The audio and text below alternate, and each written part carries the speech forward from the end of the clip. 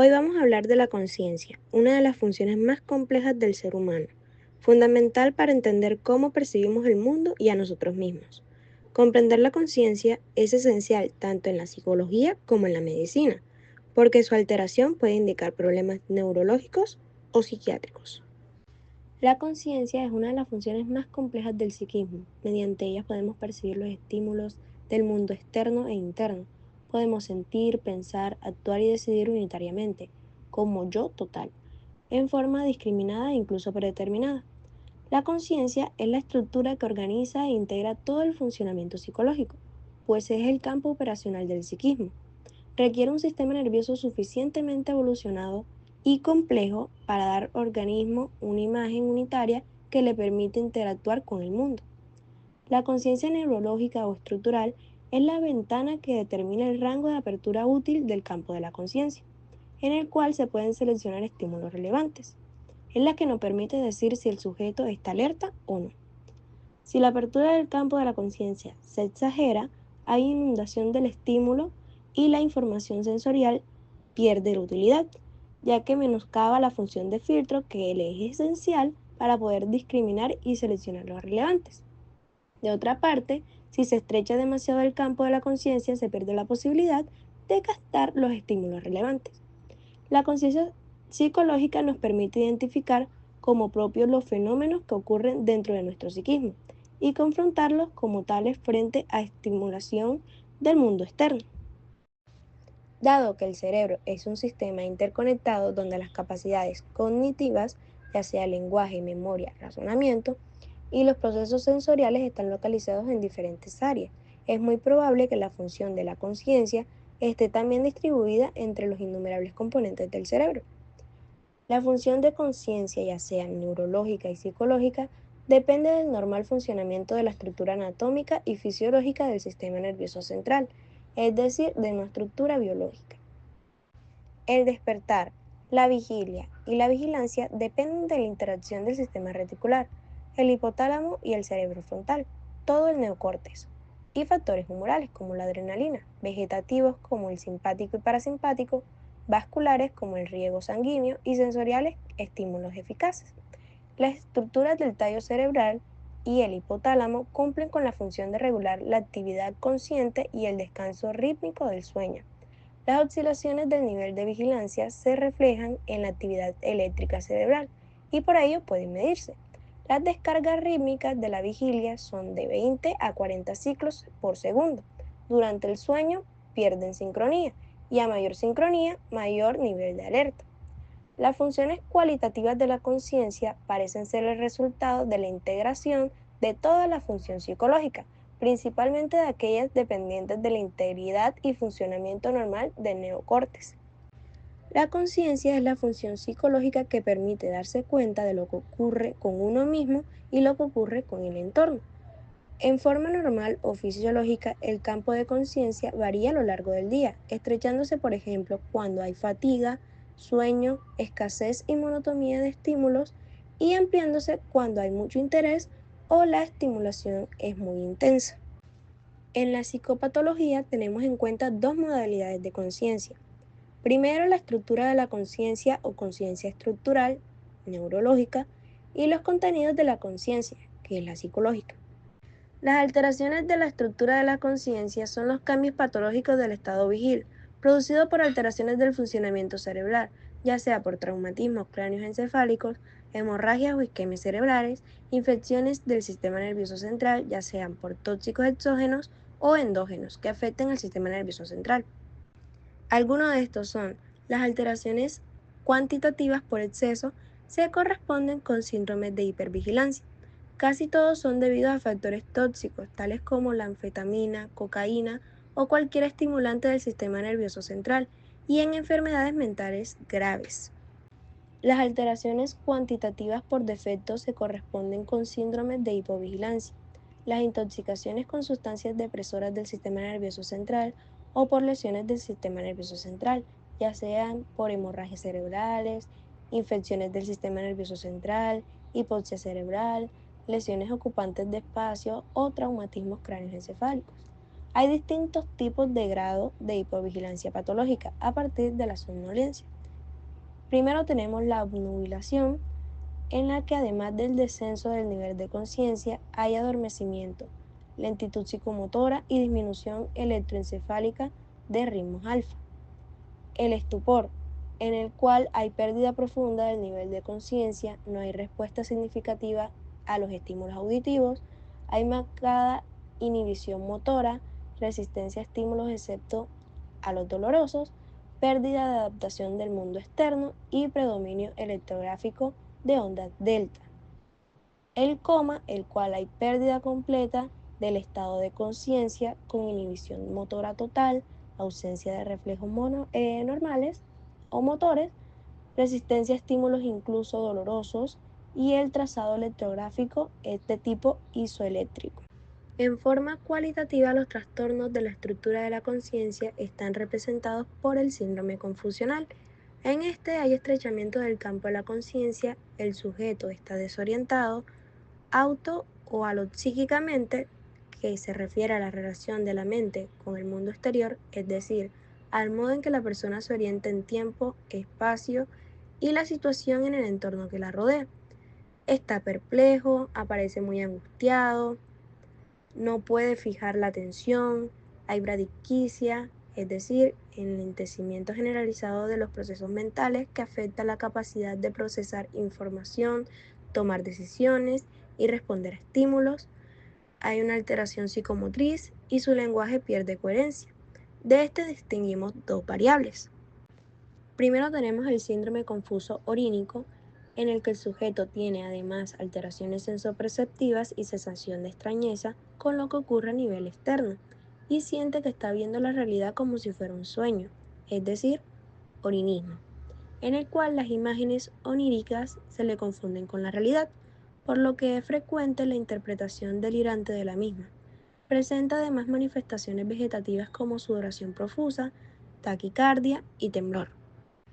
Y el estado crepuscular, además de lo anterior, el sujeto presenta automatismos psicomotores complejos en forma paroxística, que no son consistentes y por lo tanto tiene amnesia posterior de todo el evento en el cual hubo estrechamiento del campo de la conciencia. Es frecuente en las llamadas epilepsias psicomotoras, crisis parciales complejas o del lóbulo temporal, pero también se observa en cuadros de lesiones ocupantes de espacio intracerebral. Una causa menos frecuente es el tipo psicógeno, el estado crepuscular histérico. Las alteraciones de los contenidos de la conciencia son los cambios patológicos en las funciones psicológicas propias de la conciencia. Desde el punto de vista psicopatológico, los trastornos del contenido de la conciencia se pueden dividir en alteraciones de la conciencia de captación del yo corporal, las alteraciones de la conciencia de captación del yo psicológico y las alteraciones de la conciencia del mundo externo o no yo. Las alteraciones de la conciencia de captación del yo corporal hacen referencia a trastornos de la identificación del propio cuerpo. La dismorfofobia es una alteración frecuente en la adolescencia que consiste en la no aceptación o en el franco rechazo de algunas particularidades del cuerpo, que se autoperciben en forma distorsionada o exagerada, como por ejemplo en la gordura subjetiva, en una persona objetivamente delgada. Cuando se trata de más del temor de la propia autopercepción, se relaciona con las fobias o en las actividades delirantes. La somatognosia, trastorno del contenido de la conciencia por medio del cual el yo vivencia la inexistencia o desaparición del propio cuerpo, tal como ocurre en los delirios de negación. Y por último, la anasognosia, trastorno del contenido de la conciencia por medio del cual el yo pierde la conciencia del segmento corporal, bien sea por elementos psicológicos de resistencia a aceptar la existencia del segmento corporal negado y o por lesión neurológica, que altera la capacidad de ubicar estereotáxicamente el segmento negado. Se presenta principalmente en lesiones del hemisferio derecho. En psicopatología, el término usualmente se utiliza para designar la ausencia de conciencia de enfermedad y se traduce como la no aceptación de la enfermedad a pesar de las evidencias en tal sentido. También tenemos el miembro fantasma, trastorno del contenido de la conciencia que consiste en la sensación de persistencia de un miembro amputado. y por lo tanto separado objetivamente del cuerpo. La autoscopia, trastorno del contenido de la conciencia por medio del cual el individuo tiene la vivencia persistente de verse a él mismo fuera de su propio cuerpo, como si fuera efectivamente visto por otro. Y la deuteroscopia es una modalidad del anterior en el cual el doble propio aparece de forma corpórea, de figura y facciones diferentes a las propias del sujeto. Las alteraciones de la conciencia de captación del yo psicológico hacen referencia a trastornos sobre la actividad del yo, función que nos permite asumir todas nuestras experiencias psicológicas como propias. Yo pienso, yo soy el que piensa, mis pensamientos son míos, yo siento, yo actúo. O sobre la identidad del yo, función que nos permite asumir que seguimos siendo el yo mismo, a pesar de cambios circunstanciales, a pesar del paso del tiempo y a pesar de los cambios corporales que tengamos. La alteración en la actividad del yo, la despersonalización, alteración de la conciencia de captación del yo psicológico en la cual las funciones psicológicas aparecen realizadas en la conciencia de no ser propias, de ser ajenas, extrañas, automáticas o que surgen de una parte diferente al propio psiquismo. La alteración de la identidad del yo se corresponde con el signo del espejo, alteración en la conciencia del yo psicológico, por medio de la cual el sujeto tiene la vivencia persistente y angustiante de verse y percibirse distinto, raro, extraño o cambiado. Ante tal angustia intenta validar el cambio percibido mirándose en forma reiteradamente y prolongada ante un espejo o eludiendo sistemáticamente mirarse al espejo por el terror abrumador de constatar el cambio y concluir que ya él no es él y no es el mismo de antes. Las alteraciones de la conciencia de captación del mundo circundante o la captación del mundo externo o no yo hacen referencia a la vivencia persistente de cambios inexplicables en el entorno. Se corresponde con la desrealización, trastorno de la conciencia de captación del mundo circundante en el que se vivencian como marcada angustia y sensación de extrañeza, cambios inexplicables en el entorno conocido y habitual que no percibimos los demás. La desrealización suele llevar implícita la existencia de extrañeza ante las personas conocidas. Se las encuentra cambiadas, alteradas, extrañas, pero su identidad sigue siendo para el enfermo la misma de siempre. No hay aquí un desconocimiento, sino una extrañeza hacia la persona. Las formas de exploración y detección. Toda alteración en la estructura de la conciencia trae como consecuencia alteraciones en el contenido de la misma, pero no toda alteración del contenido de la conciencia trae como consecuencias alteraciones de la estructura. Normalmente cuando el sujeto está sin alteraciones fisiológicas ni patológicas de la estructura ni del contenido de la conciencia, está despierto y se observa alerta y lúcido. Sin embargo, aunque el sujeto esté alerta, puede que no esté lúcido. Por ejemplo, en el delirio, pues en este estado el sujeto no puede discriminar adecuadamente entre la realidad externa e interna. Las alteraciones de la estructura de la conciencia se determinan por el examen físico y neurológico. Las alteraciones del contenido además por la observación del paciente y su conducta y por su respuesta emocional frente a señalamientos de realidad. El daño causado a los centros de memoria del cerebro van a alterar los contenidos de conciencia a pesar de que no pueden dejar intacta la conciencia estructural o neurológica. En conclusión, la conciencia constituye una de las funciones más complejas y fundamentales del ser humano, al integrar los procesos neurológicos y psicológicos que permiten percibir, interpretar y responder tanto estímulos internos como externos.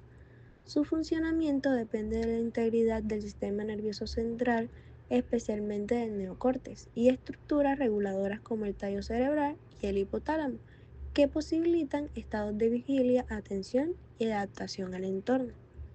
Desde el punto de vista clínico, la conciencia puede alterarse tanto en su estructura, nivel de alerta y vigilancia, como en sus contenidos, percepción del yo y del mundo, dando lugar a múltiples manifestaciones psicopatológicas que van desde la hipervigilancia hasta el coma, o desde la despersonalización hasta la desrealización.